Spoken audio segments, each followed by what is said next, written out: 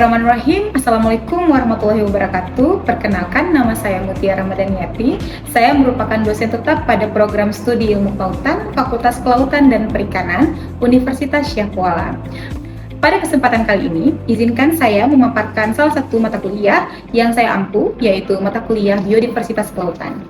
Mata kuliah ini merupakan mata kuliah pilihan dengan bobot 2 SKS teori tanpa SKS praktikum dan tergabung dalam rumpun mata kuliah biologi laut.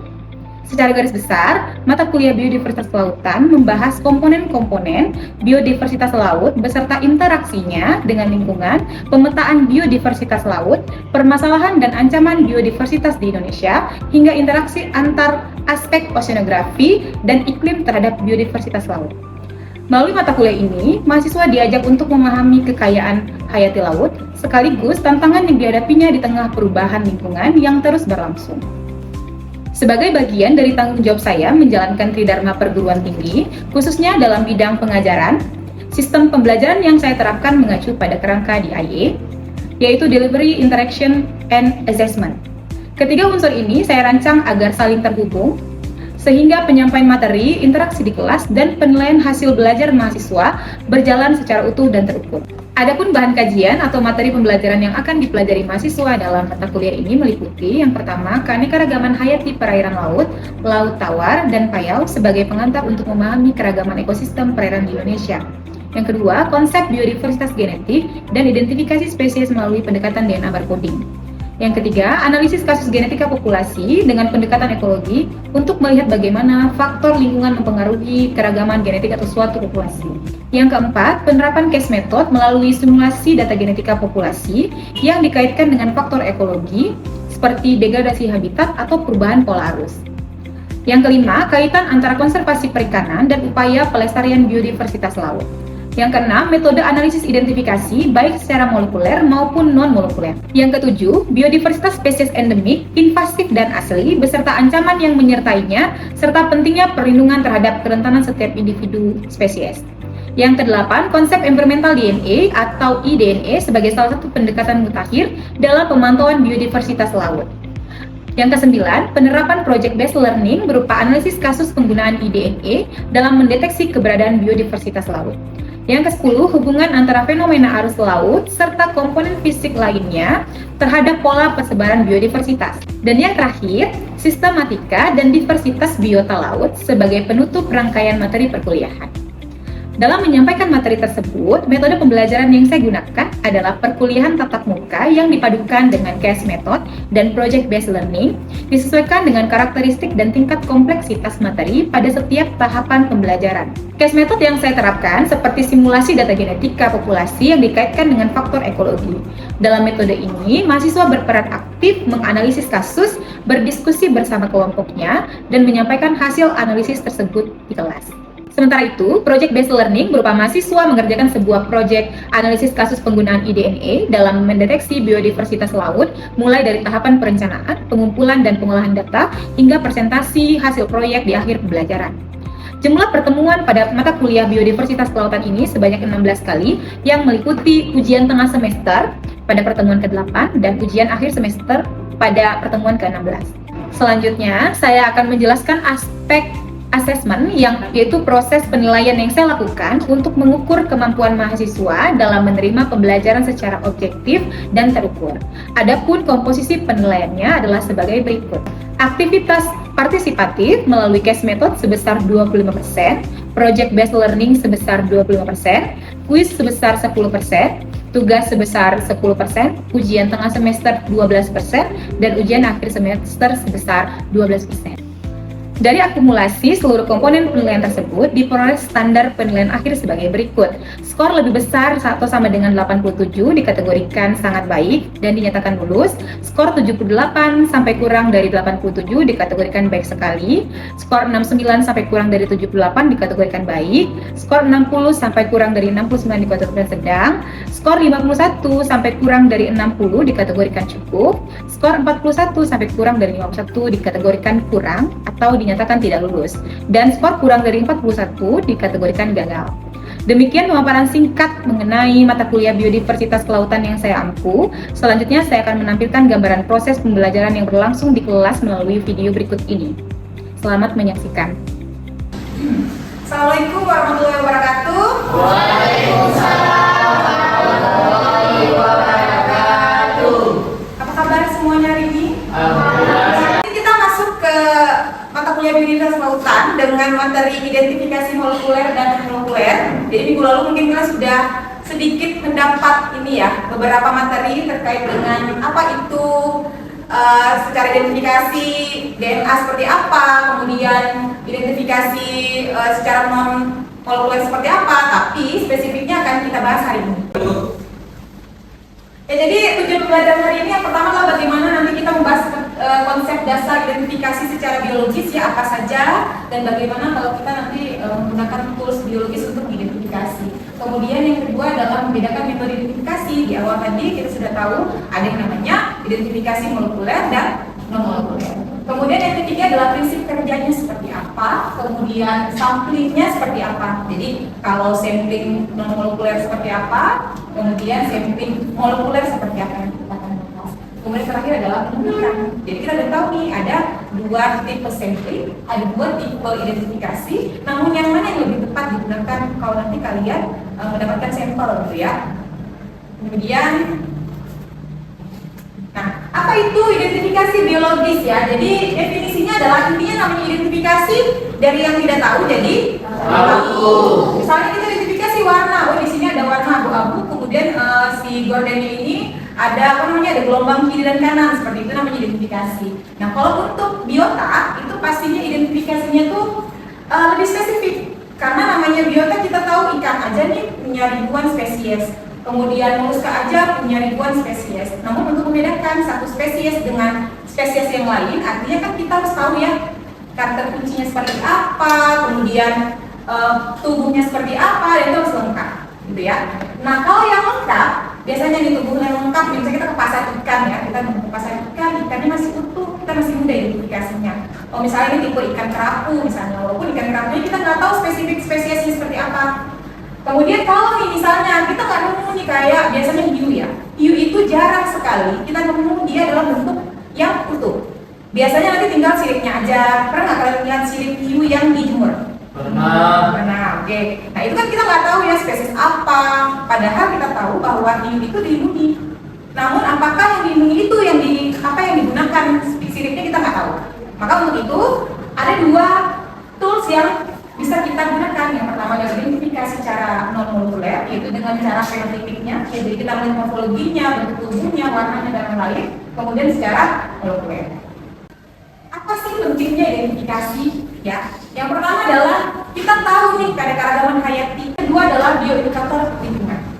Nah di sini maksudnya adalah kita mau melihat respon dari biota tadi. Kemudian apakah di suatu perairan, misalnya di perairan tropis dengan di perairan subtropis itu sama atau tidak biodiversitasnya? Pastinya berbeda. Karena apa? Berbeda tempat tinggalnya, berbeda habitatnya, sehingga yang mampu hidup di daerah itu pun pasti ikan-ikan yang berbeda, gitu ya. Kemudian yang terakhir adalah taksonomi. Jadi mungkin beberapa dari kalian paham taksonomi itu dimulai dari kingdom ya, yang biasa. Sebenarnya di atas kingdom itu adalah di domain namanya, ya. Nanti domain itu prokariot, eukariot. Nah kemudian ada kingdom, itu yang kalian tahu ya, yang ada kingdom apa namanya? Kingdom animalia. Kemudian lainnya tumbuhan gitu ya, itu kingdom. Hingga sampai ke tahapan spesies. Nah sampai ke tahapan spesies itu tidak mudah. Karena apa? Karena banyak sekali kunci identifikasi yang harus kita pahami. Ya, maka untuk itu kita harus pentingnya kita untuk mengidentifikasi itu karena itu. Identifikasi yang pertama adalah metode non molekuler. Mungkin ini familiar ya, kita punya beberapa jenis ikan. Ikan ini merupakan ikan pelagis ya. Nah ikan ini kita sering ketemu di pasar nih. Ikan-ikan, nah itu semua yang tiga itu tuh semua ikan tuna. Ya, tapi pasti ada beda dong. Ikan tuna sirip kuning, ada big eye ya. Tapi yang membedakan adalah si morfologinya. Nah ini di sini bentuknya masih utuh. Jadi kita masih tahu ternyata yang sirip kuning ini kenapa disebut sirip kuning? Karena warnanya kuning. Kemudian siripnya lebih melebar. Kemudian dari ukuran juga bisa jadi ukurannya masih kecil sehingga belum keluar semua karakteristiknya. Sehingga biasanya kalau kita mengidentifikasi itu harus yang besar dulu. Karena kalau yang kecil itu biasa belum keluar nih bintiknya kah, atau semua karakter itu belum kuat. Sehingga kalau nanti dia sudah dewasa, dia sudah memunculkan semua karakteristiknya. Kemudian identifikasi non-molekuler lagi adalah identifikasi morfometrik. Nah ini mungkin kalian ketemu ya ini di mata kuliah apa kira-kira? Ichtiologi.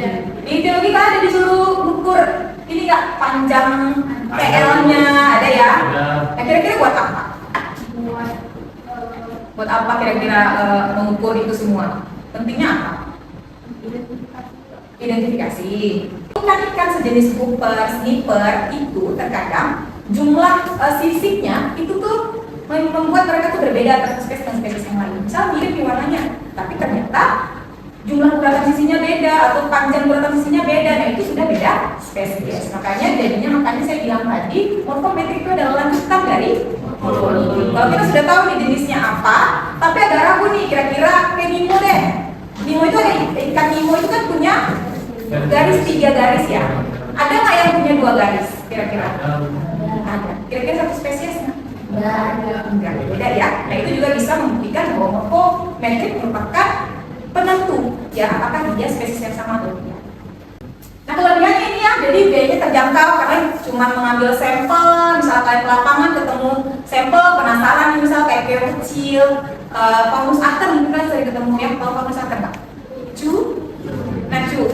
Cu itu agak menarik nih, kalian lihat lagi cunya nanti ya. Cunya itu berjalan kencang atau berjalan lambat. Kalau dia berjalan kencang, berarti dia bukan cu, tapi dia apa? Dia kelemah.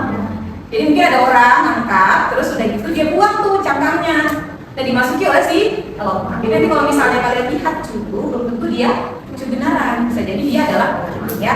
Jadi kalau dia terjangkau, jadi kalian bisa nemu sampel di mana aja.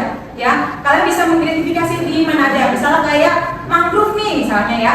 Kira-kira spesies mangrove apa ini yang punya probable seperti A, seperti B misalnya ya. Itu kalian bisa identifikasi tanpa harus mengeluarkan diri. Kemudian yang kedua adalah cepat. Jadi langsung tahu nih, oh ini kira-kira warnanya merah. Oh berarti dia kayak kakap merah misalnya seperti itu. Kemudian yang ketiga adalah waktunya ya. Jadi tadi cepat untuk screening awal, waktu pengerjaan hingga selesai pun dia cepat. Jadi versi cepatnya lah, yaitu dengan non-molekuler. Kemudian yang keempat adalah keterbatasannya. Keterbatasannya itu dia tidak dapat kadang-kadang tidak yakin untuk mengidentifikasi sampai tahap spesies. Misalnya kayak plankton. Plankton itu ketika kita identifikasi pakai mikroskop ya, itu kira-kira kalian nemu nggak sampai tahap spesies? Pasti sampai apa? Jenisnya. Ya karena apa? Ragu nih, dia kan kecil ya ukurannya. Kemudian juga ya terbatas mata kita lah, seperti apa kita melihat. Kemudian buku identifikasi juga palingan itu yang warna black and white, yang sebenarnya nggak terlalu melihat spesifiknya gitu ya. Jadi itu sulit. Nah itu keterbatasannya seperti itu. Yang kedua adalah metode identifikasi secara molekuler ya. Jadi secara molekuler itu sudah seperti apa ya? Sudah seperti itu toolsnya ya. Jadi dia punya 4 cara di mana kita harus ekstraksi dulu sampelnya, kemudian kita harus perbanyak dulu selnya, kemudian setelah kita perbanyak selnya kita baca rentetan DNA-nya, baru kemudian kita dapat jenisnya apa. Jadi memang prosesnya panjang. Tapi yang kelebihannya adalah dia bisa mengidentifikasi apapun. Bahkan misalnya nih kita makan kerupuk tenggiri ya, kira-kira kita ingin tahu dia benar tenggiri atau tidak. Nah itu kita bisa identifikasi dengan molekuler. Terus kemudian tools molekuler ini juga digunakan misalnya gini di lembaga halal non halal ya. Itu kan bisa tahu tuh kira-kira si sampel itu atau si produk itu menggunakan produk halal atau tidak. Jadi dengan molekuler juga kelihatan oh ternyata dia ada kandungan B1-nya nih misalnya gitu. Berarti dia dinyatakan tidak halal. Itu juga menggunakan molekuler. Ya, jadi pasti ada plus minusnya ya. Nah ini yang saya bilang tadi teknik molekuler itu ada 4 tahapannya untuk ekstraksi DNA, PCR, kemudian nanti elektroforesis juga yang terakhir adalah sequencing, proses pengurutan bahasanya. Jadi setiap kita itu pasti punya DNA, ya kan? DNA-nya diturunkan dari orang tua. Nah, DNA yang diturunkan dari orang tua pasti mengondisi sifat orang tua juga ke kita. Cuma nanti sifatnya itu lebih ke lebih dominan ke ibu atau ke ayah, itu penentuannya di gen yang paling kuat gitu. Misalnya contohnya kalau kita identifikasi secara genetik dan kita mau cepat tahu nih gitu ya. Biasanya kita akan pakai satu gen, di mana gen itu yang diwariskan hanya jalur ibu saja. Kalian tahu nggak nama gennya apa? Gen Z, bukan. Namanya mitokondria. Ya, mitokondria itu hanya diturunkan jalur ibu saja. Mungkin kalian sering dengar ada yang bilang kecerdasan itu diwariskan oleh ibu. Nah itu benar ya, karena apa? Si ayah itu tidak pernah mewariskan mitokondrianya. Yang kalau di laki-laki, kalau punya sel mitokondria itu berasal dari jalur ibu. Ya, jadi uniknya tuh di situ. Kita mau tahu dulu nih, mau identifikasi secara sederhanakah atau tidak sederhanakah, dilihat dari gen apa yang kita gunakan. Kembali lagi seperti saya bilang bahwa gen di tubuh kita cukup banyak. Cuma kita milih gen mana yang untuk bisa kita screening itu, nah itu kembali ke tujuan awal kita. Ya. Oke. Nah ini beberapa pemaparannya ya, jadi ada ekstraksi DNA. Ada yang pernah ekstraksi nggak? Selain DNA lah, ekstraksi aja. Ekstraksi apapun. Nah, ya boleh. Ekstraksi kimia biasanya ngapain aja? Apa yang diambil, diapain si sampelnya? Oh, ya dibersihkan dulu, habis itu kayak hancurin, kemudian baru direkam itu. Ya. Jadi sebenarnya kalau di itu ada Oke, jadi tujuannya apa? Ekstraksi? untuk lihat senyawa metabolitnya. Oke, artinya kita ingin mengambil metabolit dari satu kesatuannya gitu. Misalnya kita mau mengambil metabolit sekunder dari mangrove nih misalnya gitu ya.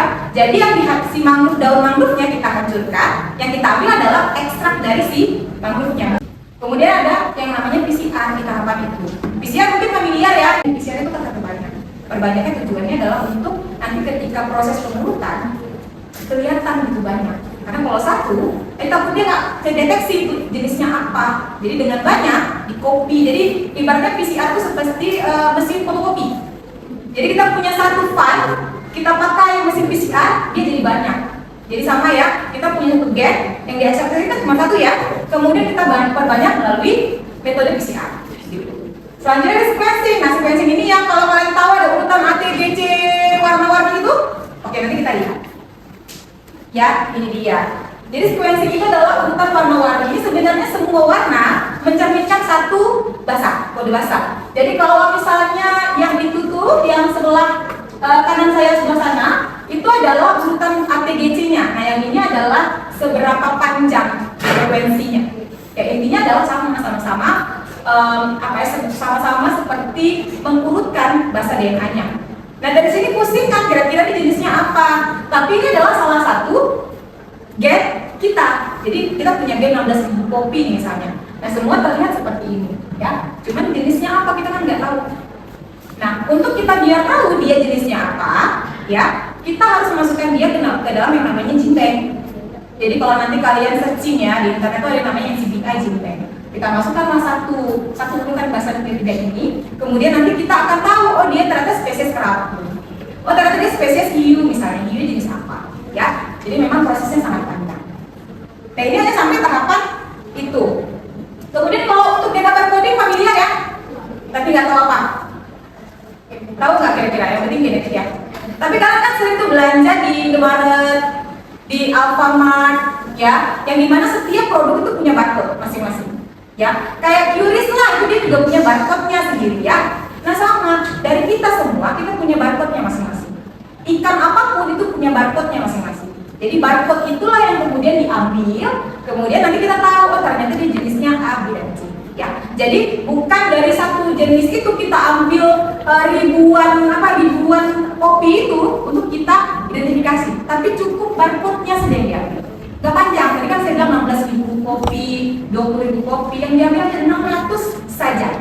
Tapi itu sudah bisa mengidentifikasi satu spesies. Itu disebut dengan namanya DNA barcoding. Jadi kalau kalian dengan barcode itu ingat aja bahwa di setiap produk itu punya barcode-nya masing-masing. Sama di manusia, di hewan, di tumbuhan juga punya barcode-nya masing-masing ya. Kemudian yang ini mungkin familiar kan? Kayaknya dia memang agak blur ya, tapi ini adalah spesies cumi dan songkol. Oke. Nah, dari kita tadi udah identifikasi, kemudian kita udah tahu ada barcodingnya, kita bisa buat dia pohon namanya, yaitu pohon kehidupan atau pohon filogenetik. Apa sih tujuannya kita buat pohon filogenetik? Ya, kembali lagi dari tadi, kita punya banyak kali spesies. Kita buat pohon filogenetik, biar kita tahu kira-kira dia tergabung atau enggak. Kalau dia beda spesies, dia pasti akan bisa, nggak mungkin akan tergabung. Kira-kira nih kalau kalian sama kalian sampai genetiknya nih, kalian akan tergabung di satu pohon yang sama nggak? Kenapa? Beda orang tua. Tapi kalian satu spesies nggak? Homo sapien pasti akan jadi satu pohon yang sama. Cuma bedanya apa? Variasinya yang beda. Variasi warna kulit, variasi tinggi dan lain-lain itu masuk ke variasi. Tapi spesies tetap sama. Ya, jadi kalau dibentuk pohon pun dia akan tetap sama. Kalau cumi kan kelihatan beda ya, cumi masuknya pasti beda. Itu ya, kelihatan bahwa yang paling atas tuh jenisnya lain, karena dia sudah beda, rantingnya sudah beda. Ya, jadi tadi udah identifikasi untuk mengetahui seperti apa urutannya atau seperti apa urutan menurut nenek moyangnya. Nah, itulah kita biar tahu film genetiknya. Jadi kita identifikasi, kemudian kita bentuk pohon. Kemudian, karena kita di kelautan dan perikanan, kira-kira analisis molekuler ini pentingnya buat apa sih? Ya, yang pertama adalah untuk mengetahui genetika populasi. Tadi di awal saya spill ada sirip hiu ya. Sirip hiu itu luar biasa loh. Dia mahal sekali dijual di China. Jadi Indonesia merupakan eksportir terbesar ya untuk sirip hiu. Jadi dia itu sirip hiu ini dibuat seperti sup-supan dan itu harganya mahal sekali. Ya. Kemudian kita mau tahu nih kira-kira perdagangan ini tuh mengalir dari mana ke mana.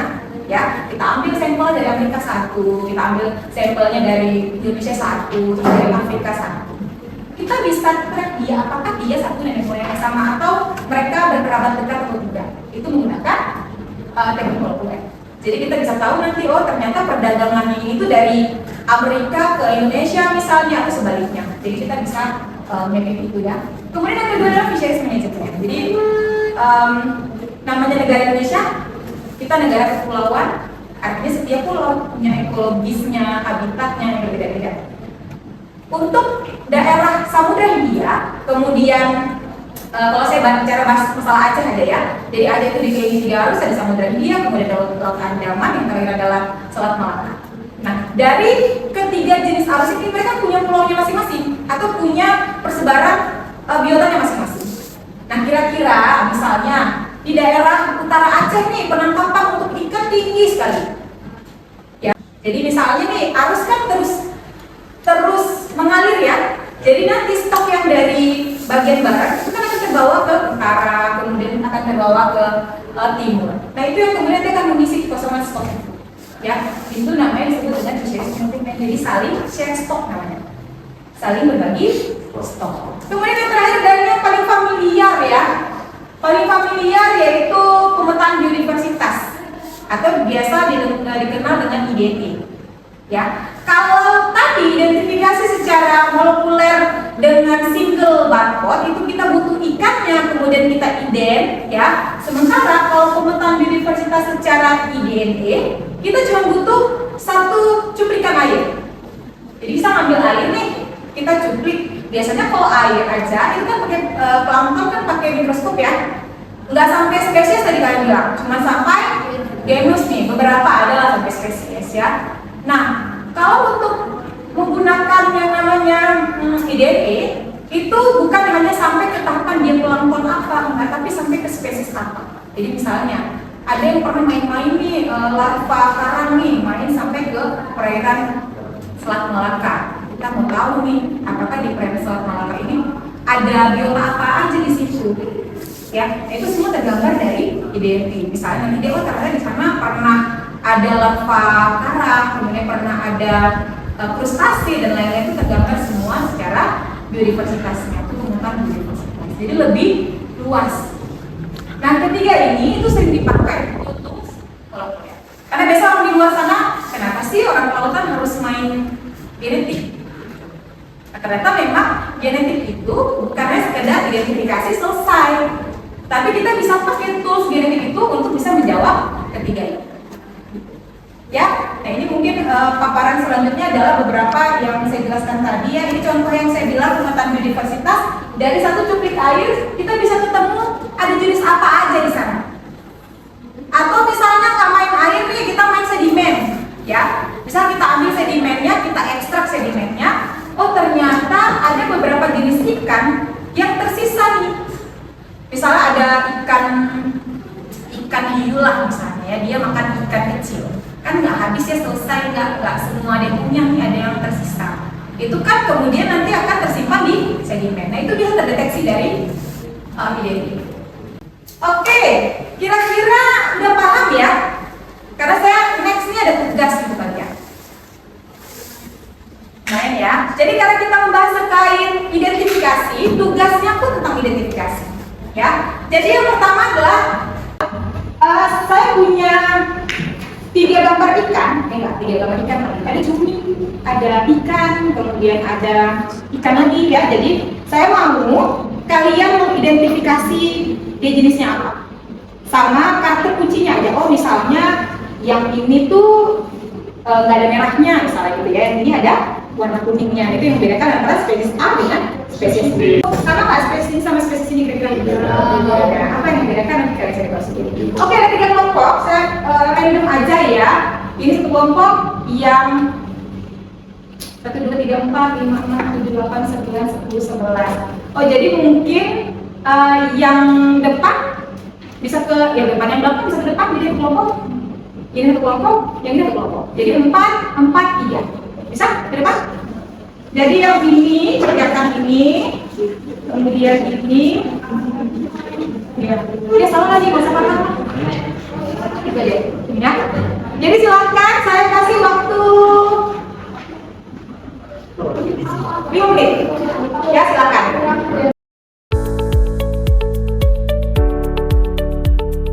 Sudah 5 menit berlalu, saya rasa sudah mengumpulkan sudah tahu ya karakternya apa saja. Oke, itu untuk tugas identifikasi non molekuler. Nah yang molekuler ya silakan kalian cari paper yang judul papernya ada nomor coding kah, pokoknya ada genetiknya ya.